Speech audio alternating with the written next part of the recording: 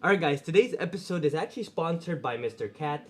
The videos actually help me pay for his food, so make sure you like and subscribe unless you hate Mr. Cat and you don't want him to eat, then you wouldn't subscribe. Alright, here's your treat. Come on, take it. But guys, today we're going to be talking about the SBGA415. It's a watch that's been in my collection for a while. It's been my everyday watch. It's a watch that I pretty much wear all the time. I think I wear it more than any other watch except my G-Shock. And it's absolutely amazing, and I've been trying to wear it for a very long time to give you guys a long-term review. So this is a long-term review of the SBGA 415. As of late, Grand Seiko has been getting more and more popular in the watch community. Now the reason for Grand Seiko's popularity is of course their impeccable quality with their price points that fits the bill. However, Grand Seiko has always been around, and to fully appreciate Grand Seiko we have to take a look at their past all the way back to the 1960s. Now, the very first watch Grand Seiko ever produced was the 3180, which was produced in the year 1960, which debuted in Tokyo.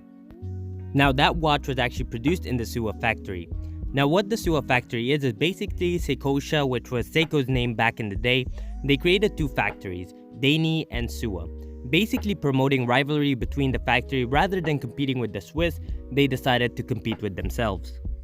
Now, the Daini factory created King Seiko, while the Suwa factory created Grand Seiko. Obviously, Grand Seiko is the one who came up on top because they still exist to this day.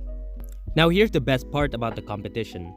King Seiko and Grand Seiko were competing with each other. They decided not to even bother with the Swiss at the time, to the point where they created incredible quality watches. Even to this day, if you hold a watch from the 1960s from Grand Seiko, you'll see that their watches have such high quality that it could be compared with watches produced today.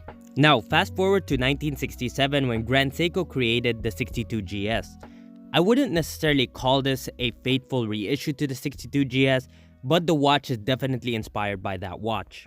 The watch we have here today, the SBGA 415, although has a lot of characteristics that are similar to the 62GS, if you know that watch, you'll know that this one is a little bit thicker and obviously a little bit bigger at 40mm, but nonetheless that bezel-less case shape is inspired by the 62GS, and I absolutely love it.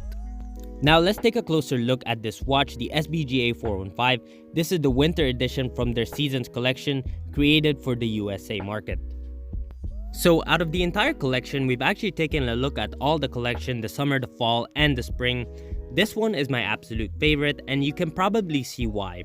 That dial is just absolutely stunning. The close second was the spring, but there was just something about this watch with the blued seconds hand and that gold marker. It was absolutely beautiful. Now obviously the most capturing thing about this watch is that dial. The dial is inspired by winter. Now many thought that this was going to rival the snowflake, however it looks nothing like the snowflake. If you look at that dial, it kind of looks like the winter skies when it's kind of grayish and gloomy outside, but they captured it beautifully. Just staring at that dial mixed with the hands that is mostly brushed with hints of polishing, as you can see the light could hit it perfectly, is just absolutely stunning in the metal. Now the second thing that probably isn't too obvious, however the case shape has no bezel. Basically this case was designed to look like the 62GS, and it's a bezel-less case which gives it a very cool aesthetic. You will either love it or hate it. Now the second thing about this case specifically to the SBGA 415 is that it's made out of titanium. Now personally that is a positive and a negative. Now the positive side of titanium, it is very comfortable on the wrist. However, I did not like that bracelet. It felt a little bit cheap on the wrist, to be very honest. So I paired it with a Veblenus Sapiano strap, which pairs with this watch beautifully, especially that it makes the dial pop even more. Now the negative side to titanium is that it's actually pretty easy to scratch, especially that this watch has Zuratsu polishing. Now the worst part about Zuratsu polishing, and nobody seems to talk about this, is that if you want to polish this case, you can't necessarily have any watchmaker polish it for you. You have to send it straight to Grand Seiko so they could repolish it with their Zuratsu polishing. Now let's talk about the caliber inside this watch. It's the 9R65 spring drive movement. Now the fun thing about spring drive is that you get the best of both worlds. It's quartz and mechanical at the same time, and also you get an amazing accuracy of plus or minus 1 second per day and about 10 seconds per month. That is honestly one of the best movements you can get from Grand Seiko. It's actually their flagship. Now after owning this watch for a few months, let me tell you guys my personal experiences with this timepiece. It's one of the best everyday watches I've ever owned. The titanium case makes it very comfortable on the wrist. The dial, you never get bored of it, and that's something that's very important to me for an everyday watch, especially having a very small collection. I like to have something that whenever I stare at it, you just never get bored of it, and this watch does just that. No matter how many times, how many years you own this watch, that dial is just so mesmerizing you can never get bored of it. Now the fun doesn't really stop there. It has a date window, it also has a power reserve indicator, and a beautiful blue seconds hand.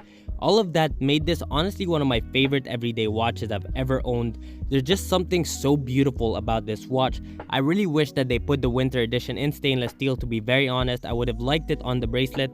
However, I just did not like that titanium bracelet. Overall, I give this watch a 9 out of 10. It's one of my favorite watches I've ever owned.